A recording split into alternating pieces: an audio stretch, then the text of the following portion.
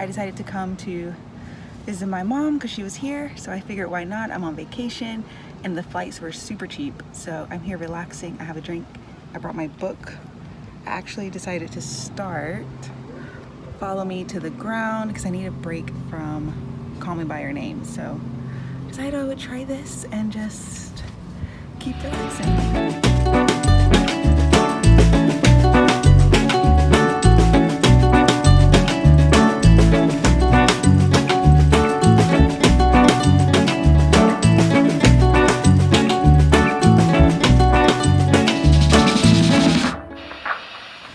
So it is Friday and I know I haven't updated you all in a minute.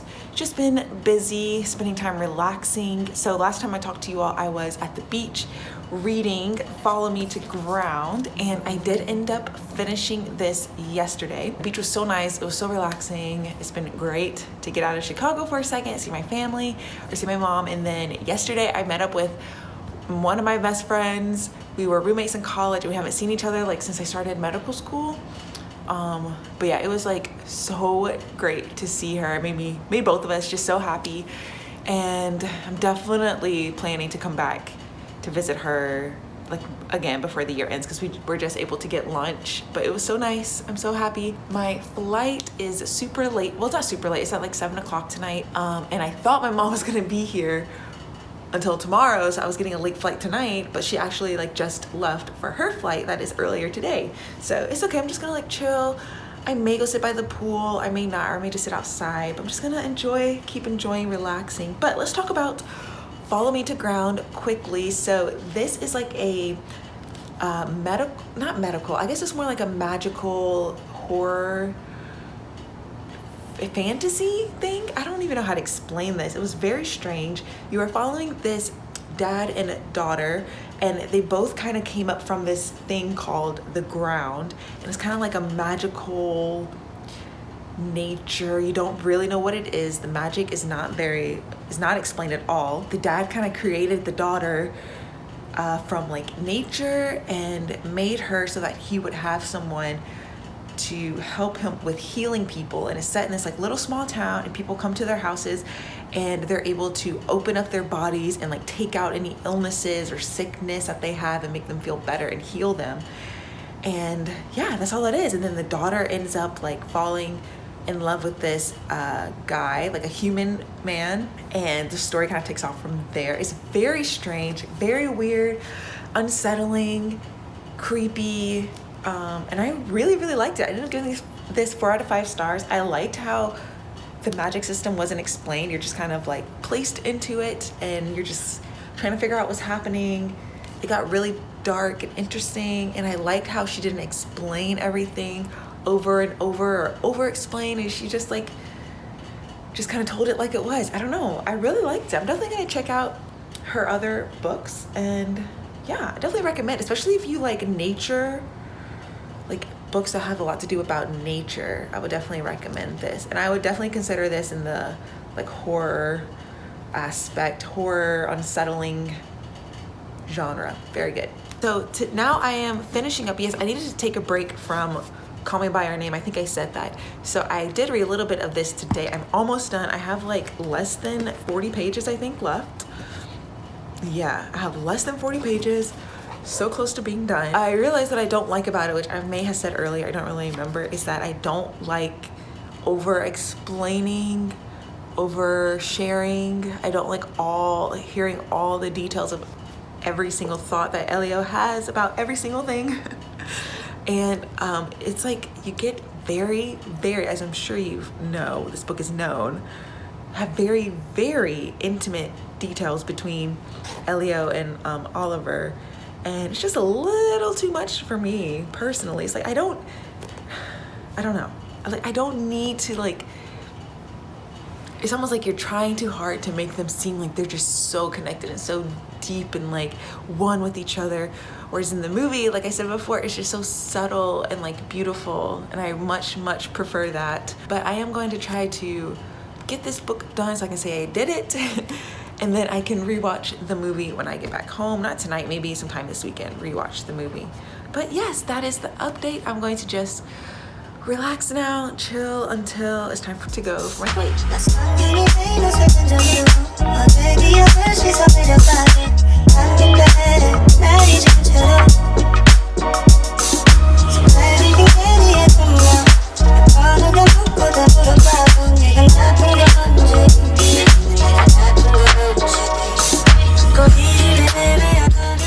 I did it. I finished Call Me By Your Name and still don't know how I feel about it. I'm thinking like a 3-star.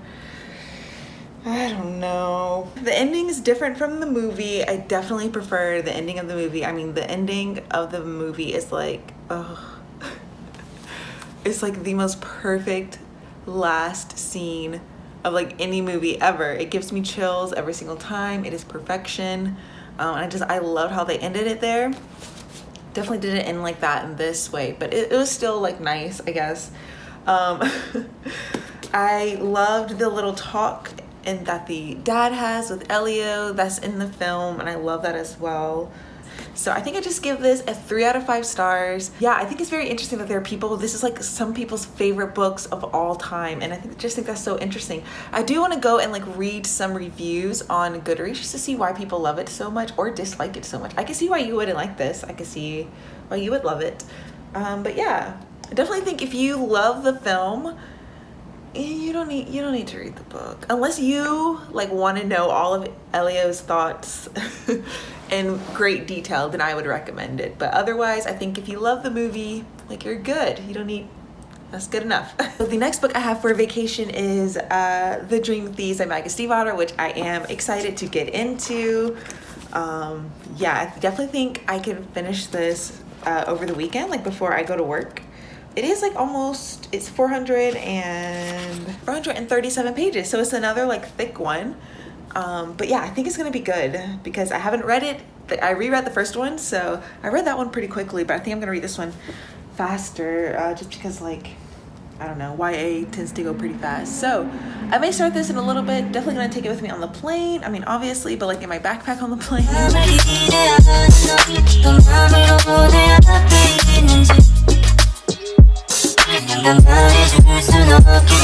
everyone. I feel like I haven't come and updated the vlog in a while. I think the last time I talked to you all, I was still in Florida.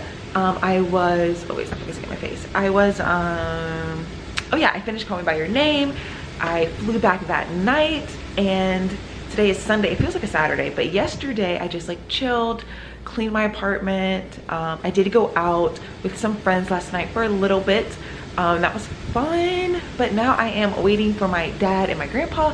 They're on their way here, so that'll be fun again to get to show them around. And it's such a beautiful day outside. Oh my gosh, I'm just staring out my window. It is so pretty. Yesterday was such a gloomy day, but today it is stunning outside. So I will definitely show you all that. I'm sure we're gonna go walk by the lake because I live very close to the lake. Like, I can see it outside my window. It's just so pretty. So yeah, I'm just waiting around for them to get here, which should be relatively soon. But I think in the meantime, I did start reading The Dream Thieves. I only read the prologue and I'm already loving it because it's all about Ronan. So I'm very curious how it's gonna go. But I figured while I'm waiting, I need to update my book journal. So I got a pen. I need to update my book journal on some of the quotes from Call Me By Your Name. So I thought I would do that really quickly. This is my reading journal. I don't think I've showed it fully with my stickers. I love them. So I'm going to do that real quick while I'm waiting, and then maybe start, I guess, read a little bit of The Dream Thieves.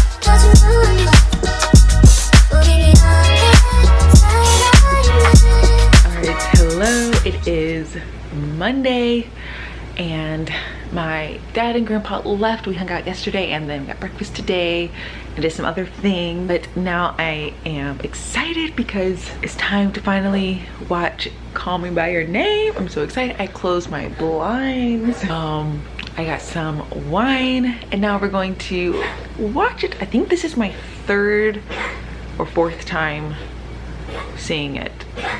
For some reason I want to say third, but yes, I am so excited.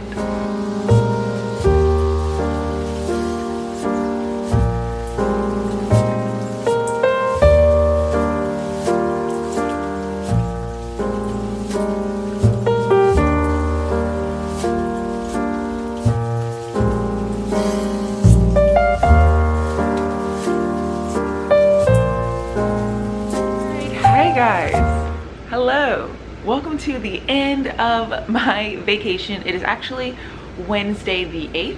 I had my first night shift last night and I came home at like 9 a.m. passed out, and yes, I actually don't feel too bad. My first night shift wasn't too bad. I was able to get a little bit of sleep throughout the night. But now that my vacation is over, I thought I would come wrap up the vlog because I realized I didn't do that. Oh, I didn't mention after I finished Call Me By Your Name. It was so good. It's just as good as I remember. I love that movie so much. It made me so happy to watch it again. I just freaking love Timothée Chalamet, as you all know. And he and Zendaya are like killing the Dune, their looks at the Dune, oh my gosh, what is it called? Like their press little tour that they're having right now in Europe. They both look so good, especially Timothy. He looks so good. Anyways, yes, I had an amazing vacation. I read 2 books, which was my goal. I know I had The Dream Thieves, but my overall goal was to just read 2 books over my vacation, and I'm gonna keep reading The Dream Thieves. I did start it. I'm like 50 pages, over 50 pages in now, and it's pretty good. We got introduced to this new character, and I'm not, he's like a really strange character. Just kind of came out of nowhere, so we'll see how that all ties in. But yes, I thought I'd quickly wrap it up, and then there's something that we're gonna do at the end that I thought would be fun. Like I said, I've read Call Me By Your Name by Andre Ackman. I gave this 3 out of 5 stars, even though it has like tabs and I thought it was beautiful.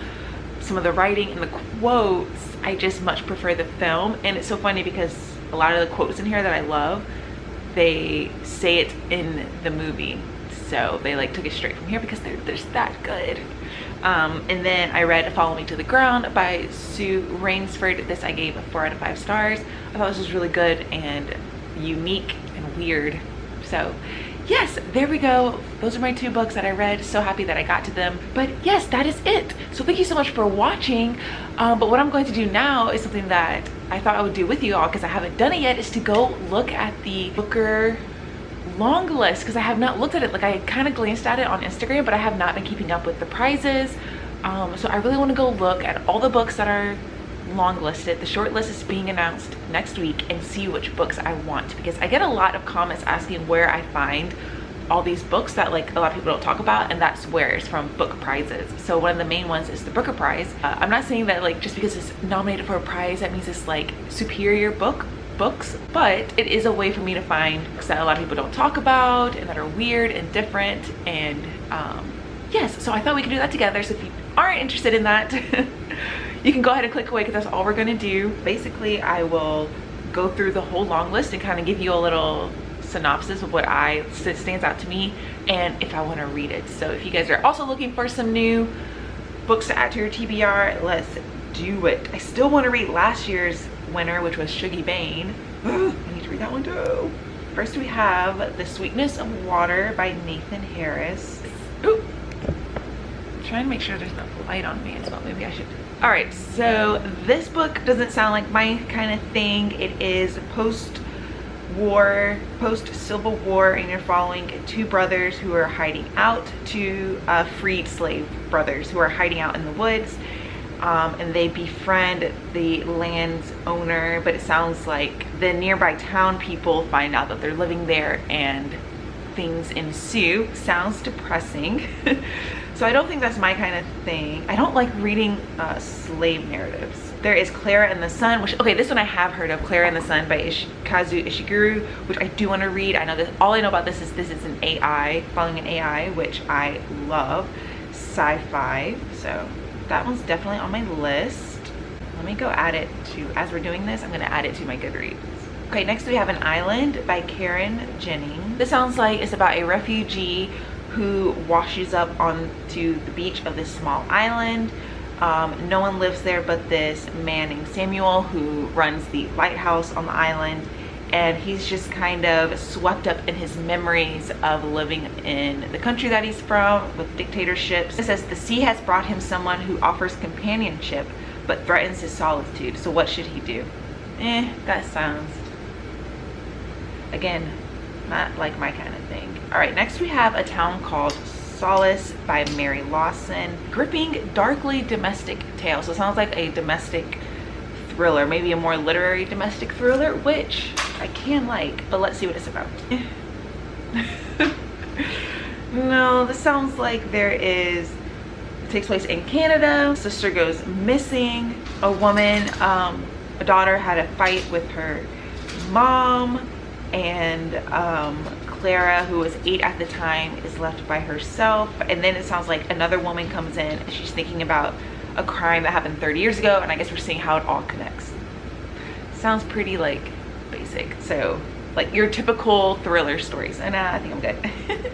Okay, next we have, oh, this one I've heard of. No One Is Talking About This by Patricia Lockwood. This was also, I think, shortlisted for the Women's Prize for Fiction, and this is like all about social media, which I wasn't very interested in it about this one as well, so we can just go ahead and skip that one. Next we have The Fortunate Men. Ooh, I love this cover. The Fortunate Men by Nadifa Mohammed.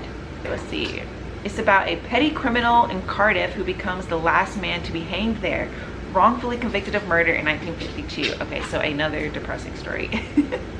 Oh my gosh, yeah. So basically, a man is murdered and this guy who is a petty thief thinks that he's safe, but as the trial is continuing, he's realizing that he's fighting against conspiracies, prejudice, and that being hanged may be what happens to him even though he's innocent.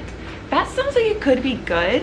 I'm gonna add it to my to read to keep it on my radar, and it'll probably be one that, like, if I see other people talking about, I will try to read it. I don't know, because it sounds kind of sad, and I don't know if I want to read about that, honestly, but it does sound good. Okay, so next we have Bewilderment by Richard Powers. Oh, Richard Powers. So he wrote this other book called The Overstory, I believe, and I've been wanting to read that book. It's all about trees. This one is a very pretty cover as well. So, oh, an astrobiologist thinks of a creative way to help his rare and troubled son.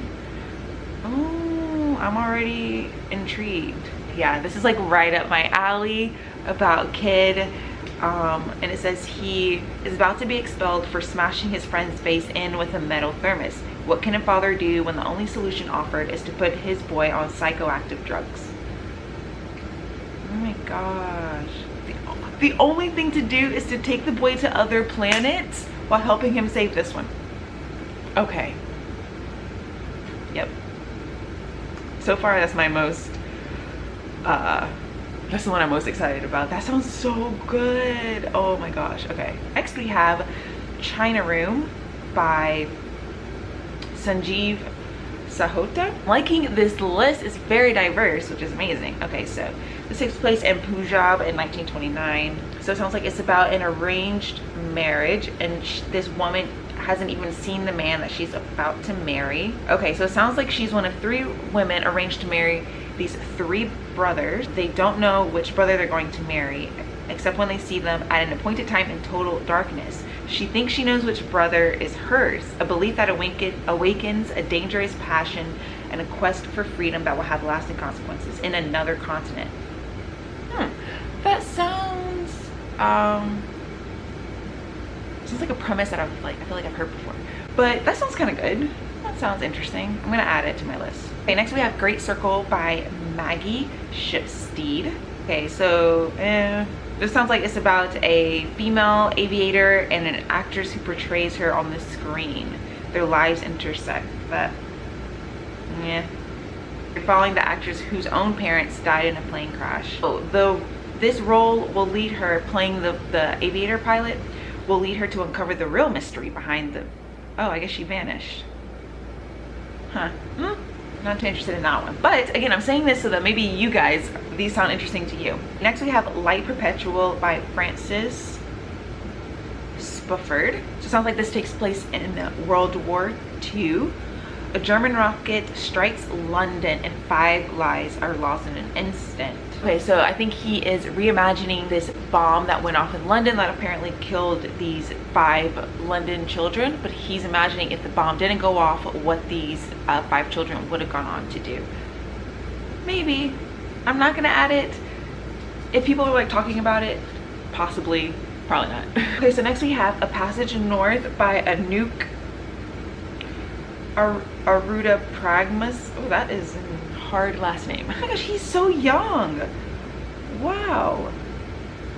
He looks so young. Okay, let's see what this is about. Okay, so it takes place in Sri Lanka and it's about their 30-year civil war. Maybe this sounds one of those like very rich and like character driven and long journey through a country's like history. So that could be interesting, but I don't know, maybe. Okay, next week, oh okay, I've heard of this author. This is Second Place by Rachel Cusk. She has a ton of these books that come out and I believe they're all, I want to say they're all works of short stories, but let's see. I think some of them were short stories. I don't think this one is. Okay, so it sounds like this woman is living on this coastal region and she invites this famous artist who is a man to come to her, and it says, over the course of one hot summer, his provocative presence provides the frame for a study of female fate and male privilege, of the geometries of human relationships and the struggle to live morally between our internal and external worlds. That sounds pretty good to me. I'm gonna add that one to my list. She has a ton of books out. People really enjoyed this author. So next, okay, last one, we have The Promise by Damon Galgut.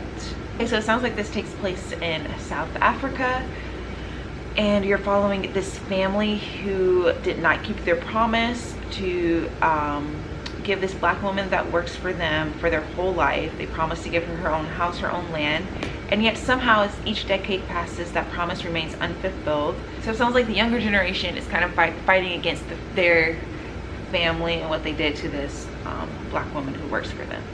All right, so I have to say this is probably the least exciting long list for a while. Like usually almost, I would say more than half the books I'm usually pretty excited about, but this time I feel like there's only 4 books. Yeah, you know, only one that I'm like super excited about, which is Bewilderment. So I guess we will see what the short list has and see if any of the books that I'm like kind of interested in, and if they're on it, then maybe it'll push me to actually add them to my list. So there we go. That is the long list this year. Let me know if any of those you're curious picking up, if some of them were ones that I'm not interested, because I actually am curious about that. I hope this was somewhat interesting if you stayed for it. But yes, I hope you guys enjoyed this vlog and I'll catch you guys in the next one. Bye.